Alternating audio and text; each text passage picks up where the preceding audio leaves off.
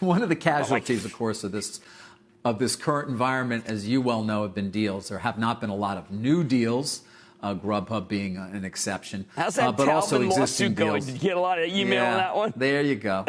You know exactly where I'm going. Taubman did counterclaim, of course, the surprising, and it was in many ways surprising decision by Simon to file a lawsuit saying, we're out of here, because there had been no heads up from everything I understand, of course. We did follow that when it happened last week. This morning or late yesterday in that same state court in Michigan where Simon originally filed, we get the counterclaim from Taubman. Here's a couple of brief excerpts from it, Jim.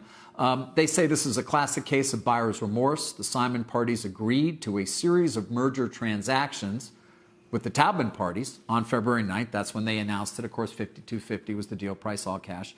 They were well aware of the risks of the novel coronavirus pandemic at that time, they say. The parties contracted to allocate the risk of the global pandemic to Simon, knowing full well there was a pandemic raging in the world, and Simon accepted this risk. They go on to make a lot of different arguments, including, of course, the difference between impacts at strip malls and malls the likes of which, very high-end, that Taubman owns.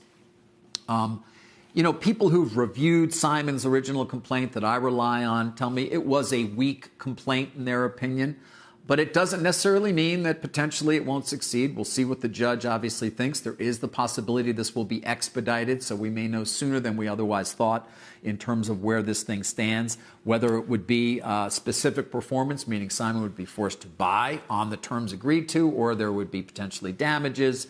Some of those things remain unclear at this early time, Jim. But Simon, I have to tell you as well, responds this morning, and they say the following. The merger agreement explicitly provides that a pandemic that has disproportionately, and this was an important point they were making in their complaint, disproportionately affected Taubman compared to others in the retail real estate industry, gives Simon the right to terminate, which is precisely what's happened. And they argue notably nowhere in that legal filing from Taubman that we just got does it seriously contest that it was not disproportionately impacted. That's what some of this could come down to, Jim.